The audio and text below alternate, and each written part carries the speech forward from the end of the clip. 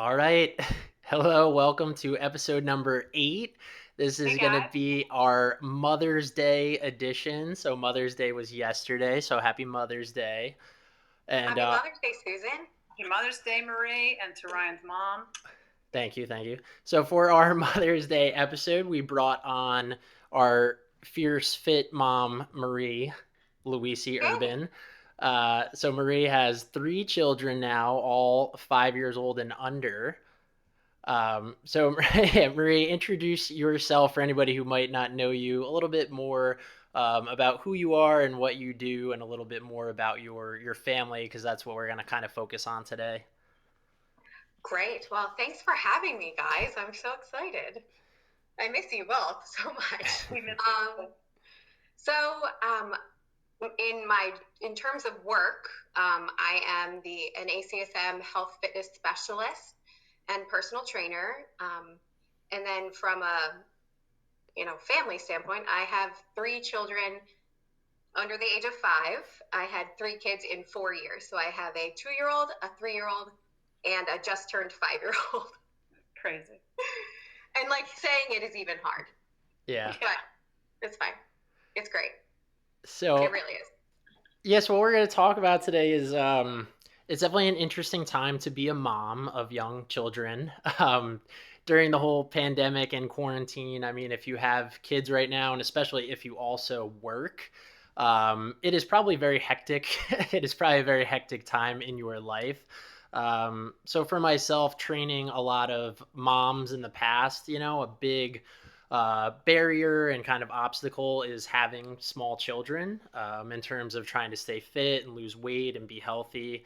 Um, so, what are some things that you have now personally, had challenges with and felt challenged by since having 3 kids? So, what are some of those things that you can now relate to a lot better? And what are some, ways you've kind of overcome them and gotten over them to keep yourself healthy and keep your family healthy? Well, like you, Ryan and Susan, right? Training moms was always such a difficult task because everyone has their own excuse and everyone's situation is so different. There's not one answer that says, well, you should just run 30 minutes a day and all of your problems will be solved, because the way people handle pregnancy, post-pregnancy, postpartum is so different. So I think the thing that I've learned most, and for all of you, I mean, the delivery of your baby is really important. So I've had a C-section and then I had 2 natural births. But having that C-section versus a natural birth was so different, and your recovery was so hard because of basically going, getting out of that surgery, and then deciding to breastfeed or not breastfeed. Like that has a really big part of it as well, and it really determines how fast or not you lose your weight. How much weight gain you have when you're pregnant also determines how much you're going to have to work after pregnancy. So what I've learned being a mom is that there's no right answer. You have to find your own method to become healthy, and you have to figure out what healthy means to you. And certainly going on Instagram and social media and finding your fittest, sexiest, 20-year-old model isn't reality. And so, you know, trying to decide how you want yourself and your family to be is very important, and that's the first step. So what I've learned is, don't compare yourself, don't listen to other people's methods because they're not yours, and do it for the right reasons and be realistic. So that's what I've learned now, post 3 children. Totally. So what's realistic for you right now? Are you talking quarantine realistic, or are you talking about? Let's start with quarantine because that's like the where everybody's at right now, and then we can talk about and beyond maybe. So quarantine realistic is having a schedule. Like you must prioritize your health and fitness. You have to. And doing that with kids is hard, but incorporating it into their day is also hard. Knowing that mommy is going to do something active for an hour every single morning is an acceptable schedule. And prioritizing that isn't doing a disservice to your children. It's showing them, it's being a good role model. It's showing them that fitness and health is a part of life. And now that it's springtime, is going for a walk with your kids is healthy, and it's great to be outside. So just finding that routine that works for you and sticking with it is not only good for you, but inspirational to your kids. Like, your kid is a weight. Like, literally pick them up. They love that, and use them. Like, squat with them and they'll mirror you, and it's cute. And you don't need to have some programmed workout that some fitness person made for you. Just move. Like, run up the stairs with them. Like, do some squats with them. Get in a plank and have them crawl under you or crawl over you. Just getting that, it's a good time for them. And how would people, because what I hear a lot from my clients is that they just feel overwhelmed. The ones that have kids that are under, let's say, under teens, that can't fend for themselves and don't, hide in their bedrooms. They aren't motivated to get up and do that for an hour, and they feel like, oh my God, that's just not even possible. Like, if it's broken up, maybe it's better. Or if it's something that they've never tried before, it's got to be hard to start incorporating that, but not impossible, right? Definitely not impossible, and definitely, I mean, it's like trying anything. You have to try it. You have to make the first step. But I'm gonna get kind of my style of training and who I am as a person is I'm very thorough, but I'm very in your face. Like, I'm gonna tell you it straight, and you need to do it, and you need to figure out mentally and emotionally if you really want to do it. And if you do, then you just got to have the balls to take the next step. So the excuses, I haven't done it before, I don't have any motivation. Like, what's your why? What do you mean? You're comfortable with the reason why you're not okay? The looking at yourself in the mirror and being upset or not liking what you see or feeling tired all of the time. Like, you have to realize that those feelings can be solved with fitness. And that's, just tell it to yourself in your head. Like, I think it's like a Joe Pilates quote. It's like, your mind is what shapes your body. So that positive mindset, that you can do it behavior, the incorporating your kids, the first step is the hardest, but that's literally it's the part of life. You have to just try. Somebody said once to me that, if you're going to sit around and wait to be motivated, you're going to be waiting forever. That action comes first, and that action will actually motivate you to do it again. Yeah. So be starting out and seeing how good you feel after, say, maybe if it's only a 10-minute or 20-minute workout, something simple, and nobody ever feels bad afterwards, right? No, and I don't even care literally if it's a 1 minute. I dare you, whoever is watching this video, go run up and down your stairs for 2 minutes. Start there. You go. You're going to feel, what? Yeah. Okay, you're welcome. Do that 10 times a day. I don't care. You want to hide from your kids? Do 10 squats and 10 push-ups and 10 sit-ups in the bathroom. Yeah. With the door shut. You go. Just hide from your kids and do a workout in there. And then we talked about this on many, many episodes, that is all about consistency, right? Doing that and repetitively doing that over and over again will yield a reward eventually, especially if you're running up and down the stairs. You're going to feel it easier after a week, And whether it's fitness or nutrition, so like the consistency is key, and your results won't be, too quick. It takes time, because one bad meal doesn't make you gain a pound. It takes time, but there is, and Susan, both Ryan, I think you guys agree with me, that there is a point in time where your consistency peaks, and then you see all the results that you've been waiting for. Like, it takes about 2 weeks of your greatness to yield a reaction in your body. It's not instant. Well, I mean, I think a meal can be instant, like, especially if you're going from all junk and then all of a sudden you eat a good meal, you're like, wow, I feel pretty good. Like, It's immediate. Yeah. But then over time, that consistent of putting some good food in your day all the time is you're just going to have more energy, you're going to be less tired, and then that suddenly is going to be like, oh, well, I'm doing so good, maybe I will run up and down the stairs for 4 minutes today, you know what I mean? Yeah. There's no fighting feeling good. Like when you feel bad, and there are days where I feel bloated because I ate so many of my kids' snacks and it was like the stupidest thing I could have done, and I'm so bloated and my rings are tight and my clothes don't fit well. Like, don't forget how good it feels to feel good. I've eaten a lot of grilled cheese crusts in my life. Oh, I So know it's the good. worst. Oh, That's so my number so one mom buttery. help. Oh They're so man, delicious I might though. make one right after this. Look at Ryan. But Ryan's taking a nap. No, yeah, I'm Ryan's kind of doing it. just yeah staying back here. This isn't my my wheelhouse. But It is kind of your wheelhouse because you're a well, fitness guy, yeah, but of it's course. It is I think Marie in her career has done a really fantastic job transforming a lot of like, women that have children and like old like 90-day challenge stuff and 60-day challenge stuff, cuz like when I sit there, I can't like look a mom in the face when she gives me some type of excuse and be like, dude, like, man up, like they're just kids, like just stop nope. eating your like But we can. yeah, exactly. But I think like you guys coming from that same, that's why like if I would meet someone in that situation with a big weight loss goal, I would usually hand them off to somebody who can much better Yeah. relate and empathize.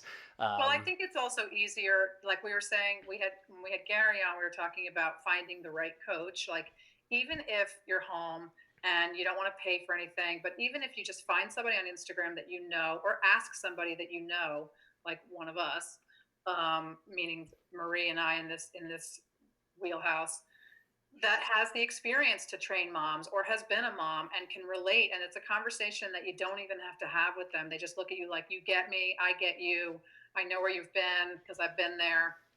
All of a sudden they're going to listen to you a little more intently because there is no excuses then, because if I've done it, you can do it, and if she's done it, you can do it. So it's like you just want a buddy, to be like, there's no excuse to not be healthy for your kids. Just do it. That could be the best why there is. And don't do it for yourself, because you're raising human beings, and everything you do they're watching, and everything you say they're watching, and you want them to pick up the good stuff. They'll pick up the bad stuff too, but you want them to pick up the good stuff mostly. And I have the opposite issue here because I have a teenager and a 22-year-old, both of which look to me for, like, my older daughter. She's like, how do I get in shape? She's trying to get healthy, and she does not have the motivation. I tried to get her to do a yoga class with me yesterday. She wasn't having it. And I was like, it's a hip opener. Like, it's an easy, she was like, no. So I have like the opposite end, which is they have their own lines now. Yeah. yeah, But yeah, I would argue, just like any other mom for Avery or for Ruby or for anyone, for my kids too, is why she's saying to you that she wants to get in shape. Yeah. So she just needs to figure out her own path. And that's why I always hate when people say, oh, I did this, you do it and it'll work. No, that's not the yeah, way it works. Like, you have to have a burning desire in you and to prioritize it and Yeah. to find your why. As soon as she finds something that she likes, she'll continue to do it, Yeah. and hopefully. But I think there was a small portion there that you said, Susan, is like making yourself healthy for your family. And I think where a lot of moms go wrong is they don't educate themselves on what is healthy. Yeah. Like, the food industry is evil. They try and trick you every single day about what is healthy for you and what is healthy for your kids. And, you know, it's just not true. And you have to educate yourself on what actually is healthy. I've talked to a lot of moms, and they think feeding their kids, um, I'm going to call it macaroni and cheese, I'm going to say, is okay. There's a version of macaroni and cheese that is probably fine in moderation, and there is stuff that's made in a factory that is not real cheese, and it's just your body doesn't know what to do with it. So, there's a balance, and education is key in making healthy food not so crazy. Like, I every day put spinach in my daughter's and my son's shakes. every day. And I don't hide it. I don't like sneak in the spinach, and they know it. Yeah. We're like, we're making a green shake today. Woohoo! And spinach is good. Yeah. And they can't taste it. So, acting as if eating vegetables or having a good snack is a task is hurting being healthy. It should just be one of the options. And Well, I had a lot of moms say to me like, well, I can't help it. My kids just eat a bunch of junk. And I'm like, well, they're not out there buying it. Yeah, they don't nope, drive over and buy it. Yeah, I no, they think don't. You're really, I mean, we are in charge. Unfortunately and fortunately, we are in charge of what's happening in our house, in our pantries, in our fridge, you know? Yeah, definitely a huge topic. And don't buy it, Just don't because buy it. guess what? You'll eat it too. yeah. Especially now, it's a good time now is because in quarantine, they can't go out and get it. They can't get it at school. They can't get it with their friends. They can't get it. They can't just drive to the store and get it because they're stuck at home. So, Yeah, not a bad time to try the pantry sweep. You know what I mean? right. And literally, don't even go down the aisle. Like, stay to the outsides of the grocery store, and you will do just fine. And people are like, it's not convenient. Well, right now you don't have to worry about convenience. That's great. But also, an apple, a banana, a mandarin orange is just as convenient as a bar. And what you're great at, Marie, is you involve your kids in the cooking process in the kitchen. So they see how to make stuff and they're involved and it's exciting for them. So that's fun. And even making your own, treats or whatever and giving them like a black bean brownie recipe or something to make is really, really priceless education for them. And they'll learn how to cook for themselves because we know that home cooking is better for everybody. And we're all doing a lot more of that.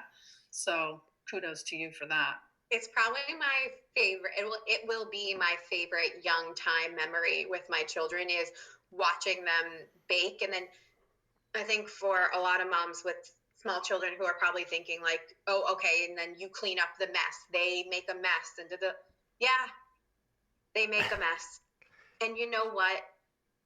I clean it up when Yeah. it's in the oven, Yeah. and that's okay. It is. And I don't know. I also make them clean it up too, because that's part of life. And if they want to bake with mommy, then they've got to clean it up. It's And just it's worth it. it's worth every second. Well, it's also time together that you wouldn't normally get. You know what I mean? It's a treasured time, like you said. You're going to remember this for the rest of your life. And it teaches them also like giving. So we love to bake and then give it to people, and it's healthy, right? So, you know, Allie is one of my best friends, and it was her first Mother's Day, and I had no contact with her. I just dropped it off, and we got to bake it, and we knew, and my kids knew, who are 5 and 3, how happy she was to receive something. So, food is the soul and the heart of life, and you can do so much greatness with it. And I think the more we focus on where it comes from and what it can do for people, and the difference of how you feel when it's healthy versus not healthy, and being able to sustain yourself and cook for yourself, like all of those things are great. There's nothing bad about eating healthy, cooking for yourself. And if you're tired, let's be realistic, then don't. It doesn't need to be an everyday occurrence. That's what people think, that it's like, oh, it's such a task. Follow a recipe, don't do it every day, and that's fine. Cook enough that you're going to eat it 3 times, so it doesn't have to be a constant here in the kitchen, because some people just don't like it. But and that's fine. And we just started a garden at my house, so that's another thing that we're gonna You're an do together. overachiever. You make us all look a little lazy. Well, okay, so my one thing that is probably not, like, I can't sit down. It's a personality trait. What? I was like, she started a garden. Yeah. I get so bored so quick, and I'm not working, so it's definitely a personality thing. But I think something about me that I hope some people who are watching this video, and I love to motivate people from my heart and inspire people to do great things, is that you've got one life, and being lazy and being tired and being not wanting to do things is you're wasting your beautiful life. Like, go and do amazing things and like go and try new things. And I mean, you got one life, just one. And at some point in time, the last thing I want to do, right, Ryan, is turn around and look back. You know, me and Susan, we're not the same age, but I'll tell you what, Susan, you taught me so much at such a young age to be amazing and to be funny and to be happy and to search for greatness. And there's no time in the short amount of time that we have to be lazy and to waste every second. So I say all the time to my friends, my clients, I'll sleep when I'm dead. And I know it's important to get sleep, so I sleep from 10:30 until 6 if I can. But I have more energy because I work out. I have more energy because I eat well. I have more, like, if you ate like crap, you feel like crap. Yeah. And that means you don't want to do things. So just, you don't want to look back and wish it was different. Like, you're in charge, and don't waste your time wishing it was different. Do something that you want to do and that makes you happy, and try new things. And it gives me goosebumps because I love life. And if you don't, then change it. That's So awesome. it's a good way to end it right there. Yeah, I think Nothing to say beyond that. yeah, I think to wrap it up, I mean that was really amazing. Thank you.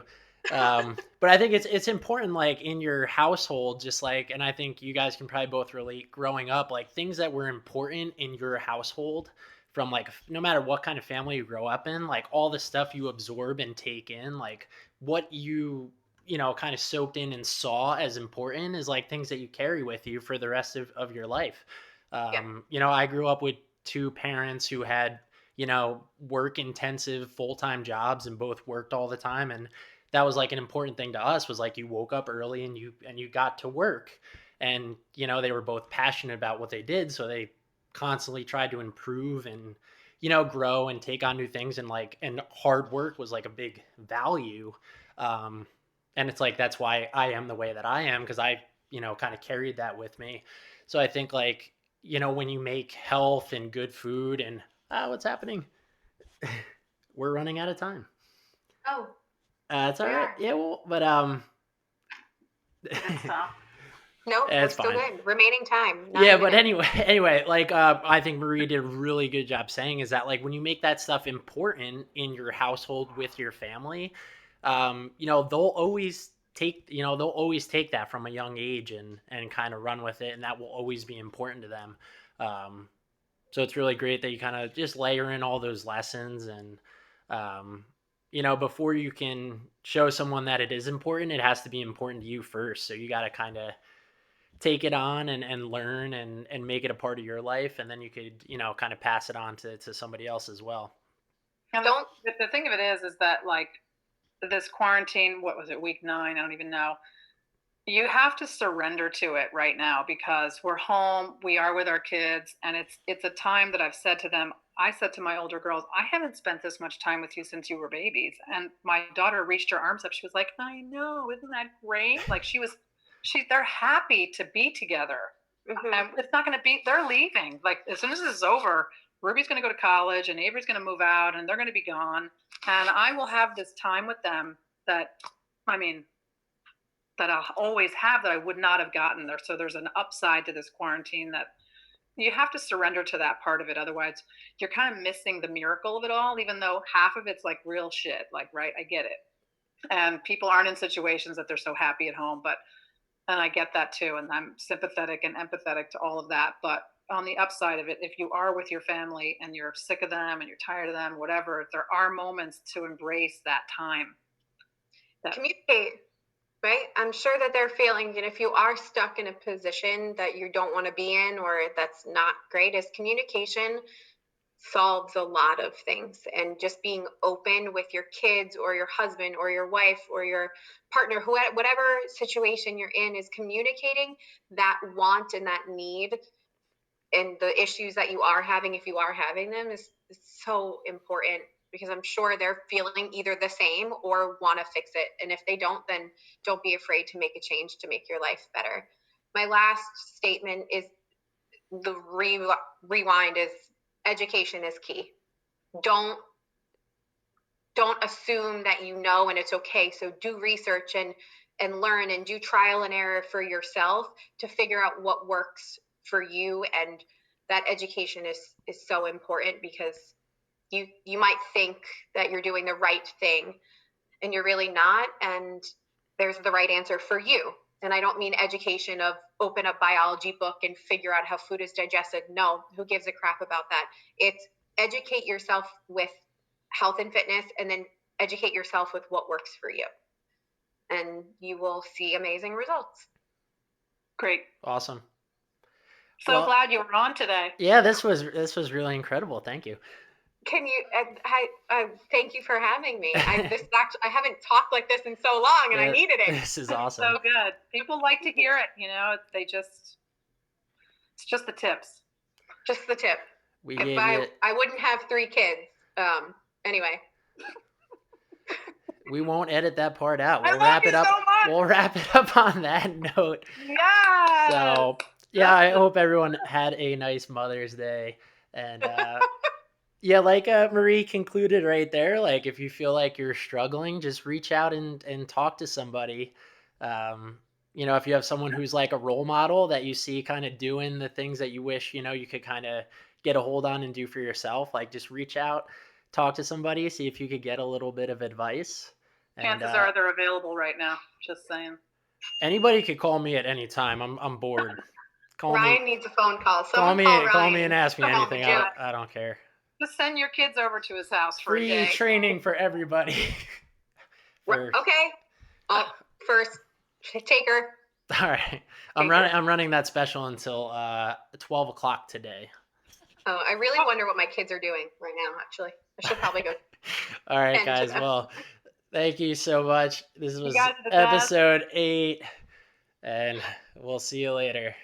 Bye. Bye.